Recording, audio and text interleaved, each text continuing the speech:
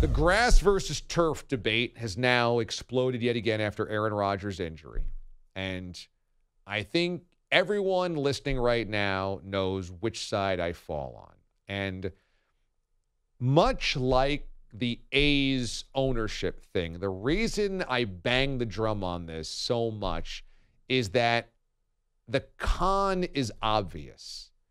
And I think because maybe we're bombarded with so much media and messaging, sometimes the con is hard for people to identify, and you have to identify it for them sometimes. And in the A's ownership case, it's obvious they have purposefully dragged their feet on a stadium in Oakland. They have purposefully acted as though the money cannot be bridged, even though it clearly can. They have acted as though nobody cares in the Bay Area so that they can move to get the free stadium in Vegas, which is a smaller media market, which would have less regional money coming in from a regional television network, which would have a smaller population to draw from, and, of course, no tradition like A's fans have for more than 50 years in the Bay Area. The con is obvious, which is why I keep belaboring that point, and baseball is pushing the con. Well, the con is also happening with grass fields versus turf fields. I saw that Roger Goodell was on First Take yesterday because after the Rodgers injury, once again, it feels very obvious to most people. Well, grass is definitely safer than artificial turf.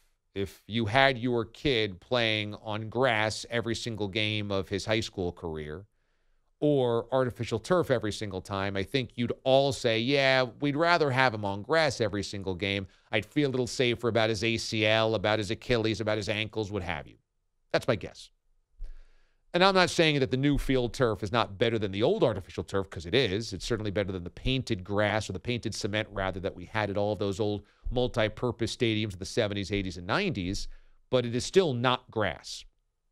And Goodell goes on First Take, which means he knows it's a big thing now to address, and says we have to follow science. We have to follow science, and science says the percentage of the injuries isn't more on field turf than it is on grass. And we have to follow the science, which is fine, because you can manipulate the numbers any way that you want, but they might have stats that say lower leg injuries since 2016 aren't more prevalent on artificial surface than they are on grass. Fine. But then why do artificial turf? So let's peel back that. If it's the same, then why wouldn't they all just install grass? If it's the same, if it's not safer to be on artificial turf, and they're going to tell you that safety is the priority, then why would they use turf? The answer, of course, is money. The answer, of course, is upkeep. Because to keep up, as we all who have lawns know, if you just laid artificial turf down on your front lawn, you would never have to spend any money. No lawnmowers, no lawnmower maintenance, no weed whacker, no leaf blower, no this, no fertilizer, no pesticide, no whatever, no insecticide. You'd save a ton of money. And this is what is happening here. The con is obvious. I want to read to you a blurb from Albert Breer from SI, who was asked in a mailbag scenario if he thought that the NFL would ever go to all grass, which is what a lot of the players would want. And he points out that the value of teams today has exploded. He points out that when Arthur Blank bought the Falcons 20 years ago, he bought them for $545 million. So we'll just make that $500 million. Now, 20 years later, the Commanders have sold for $6 billion. So in 20 years, and they're not exactly equitable franchises, but if you wanted to buy into the NFL, 20 years ago it was $500 million. Now it's $6 billion. Okay? And that the new stadiums being built, like SoFi in Southern California and Allegiant in Las Vegas, are multi-billion-dollar arenas. You're no longer spending $300 million to build a stadium. You're spending $1 billion on MetLife Stadium, and that's one of the worst stadiums in the NFL. MetLife is just a tuna can in the swamp. They spent the $1.2 billion on it. Now you want to build SoFi in Southern California. That's a $4 or $5 billion project. Allegiant Stadium in Vegas. These are multi-billion-dollar projects. And as Breer points out, because of this, in owners' minds, quote, 10 home games and a few concerts don't cut it from a revenue-generating standpoint. So they try to jam every event under the sun into those places. Accommodating all of those events has made it harder and harder for teams to maintain grass fields. It's easier, cheaper, and less time-consuming just to throw turf down and call it a day. Hence, artificial fields popping up even in Sun Belt cities such as Charlotte and Nashville. You can argue all you want about MetLife Stadium, 2 teams, cold weather. They had grass there before and it turned into mud in January. Fine. You could say, well, same thing with Southern California and SoFi, artificial turf because 2 teams play there and they've got all these concerts or whatever. But when you got to put turf down in Charlotte, you want to put turf down in Nashville, what's that telling you, everybody? That it's a con. It has nothing to do with it's just as safe because you can manipulate those numbers.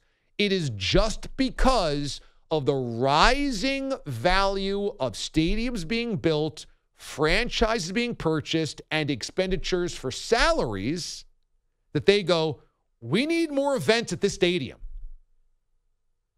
If I'm going to be paying my quarterback $50 million a year, we need tractor pulls. We need fielding, track and field games, events. We need college games. We need concerts.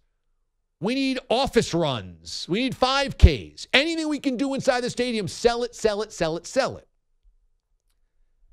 There is one stadium that doesn't do any of this, and they have grass, and they're outdoors, and they're in perhaps the worst climate for growing grass, and yet have the best grass in the NFL, the Green Bay Packers.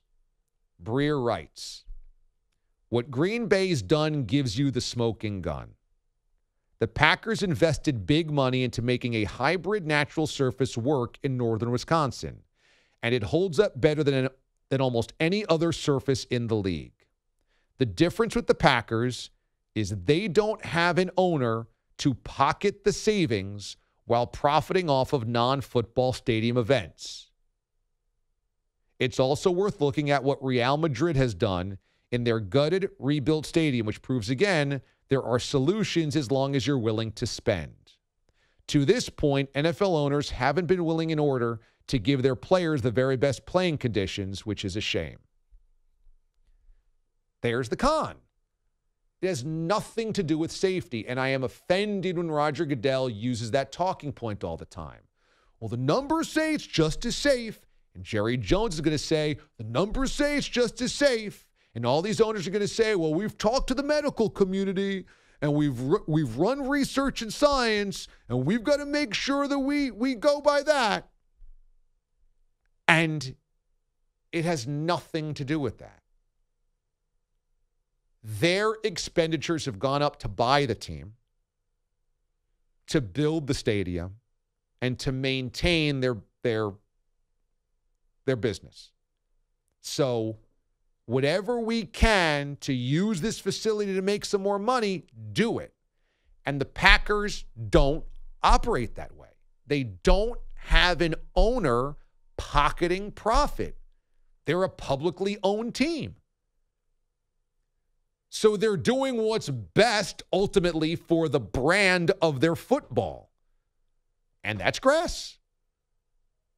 And they've invested money into upkeeping it. So don't tell me that Nashville and Charlotte and Seattle, Baltimore, and all the other outdoor New England, don't tell me that it can't be done. Because Green Bay's doing it. They've invested resources into making grass their thing, and it's the best grass in the world, or the best grass in the NFL, and they're doing it in Wisconsin in the fall and the winter. Like, wake up. It obviously can be done.